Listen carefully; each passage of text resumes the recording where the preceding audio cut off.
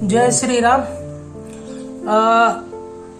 शारदीय नवरात्र जब खत्म होता है तो दशहरा आता है। 10वें के दिन जब श्री राम ने रावण का वध किया था, और यहीं पे लगभग सारी दुनिया में दशहरे का पर्व खत्म हो जाता है। लेकिन काशी एक ऐसी जगह है जहां एकादशी के दिन भरत मिलाप होता है, जब राजा राम अपने भाई भरत से मिलते हैं। उस दिन की एक महत्वपूर्ण घटना है जो हमारे परिवार से जुड़ी हुई है, जिसको हमारे पिताजी डॉक्टर कैलाश नाथ चतुर्वेदी जी आज आपसे साझा कर रहे हैं। बताइए पापा। एकादशी के दिन हमारे पिताजी का स्वर्गवास हुआ और 2 बजे के करीब हम लोग उनका पार्थिव शरीर लेकर के मरकंडा घाट जा रहे थे।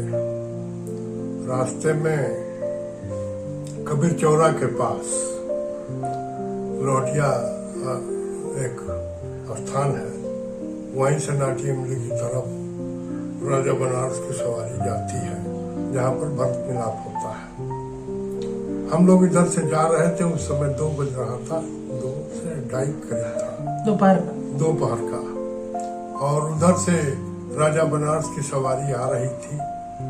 लाखों की संख्या में लोग छतों पर और सड़क के किनारे हर हर महादेव का नारा लगा रहे थे। पुलिस ने हम लोगों की सवारी को रोक दिया, पिताजी की सवारी को। लेकिन उसी समय क्या कहते हैं, काशी नरेश की सवारी आ चुकी थी।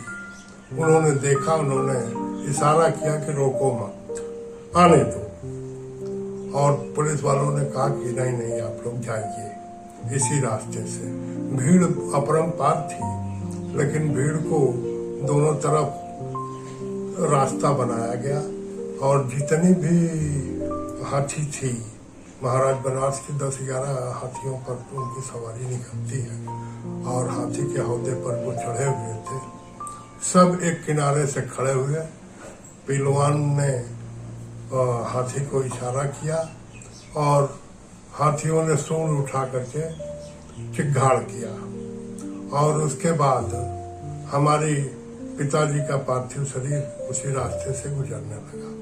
हर हर महादेव का नारा लगा और महाराज बनारस जो है वो भी हाथी के हौदे पर खड़े होकर के साष्टांग दंडवत करने लगे।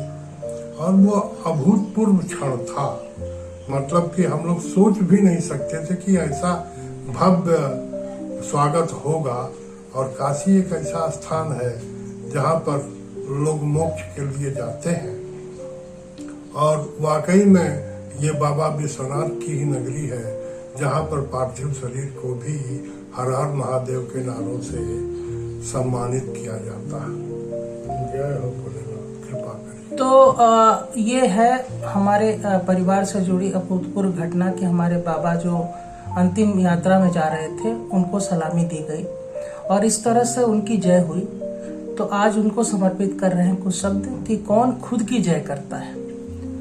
कहो सुख की बदरी से, कहो सुख की बदरी से कैसे नीर दुख का झरता है। जीवन का फल यही अंतिम, जो पैदा हुआ वह मरता है। कहो सुख की बदरी से कैसे नीर दुख का झरता है। हाँ, मगर सत्य और असत्य के बीच का भ्रमण हर जीव करता है। जो साहसी है वही बस एक मार्ग सत्य से होकर गुजरता है। जो साहसी है वही बस एक मार्ग सत्य से होकर गुजरता है। कहो सुख की बदरी से कैसे नीर दुख का झरता है। नीरज, जो तुमने किया वह तुम्हारी संतान भोगेगी। जो तुमने किया वह तुम्हारी संतान भोगेगी। जो तुम भोगते हो वह तुम्हारे पूर्वजों का किया हुआ है। सुख और दुख की परिकल्पना है 3 पीढ़ियों की। सुख और दुख की परिकल्पना है 3 पीढ़ियों की। 3 पीढ़ियों में सुख चढ़ता है, 3 पीढ़ी में दुख उतरता है। कहो सुख की बदरी से कैसे नीर दुख का झरता है। मैं कहूँ और हर कोई समझ जाए, मैं कहूँ और हर कोई समझ जाए, ऐसा तो स्वयं नारायण के कहने पर भी मनुष्य नहीं करता है। हे पार्थ, तू इस जीवन युद्ध को सत्य से जीत। हे पार्थ, तू इस जीवन युद्ध को सत्य से जीत, या छल कपट कर दुर्योधन की गति प्राप्त कर। यह तो तेरे कर्म का ही प्रारब्ध तय करता है। यह तो तेरे कर्म का प्रारब्ध ही तय करता है। मैं भी तो इस समर में ही हूँ। ईश्वर भी समर में है। मैं भी तो इस समर में हूँ। देखता हूँ कौन विश्व विजय करता है, कौन खुद की जय करता है। कहो सुख की बदरी से कैसे नीर दुख का झरता है। बोलिए नमः पार्वती पते हर हर महादेव।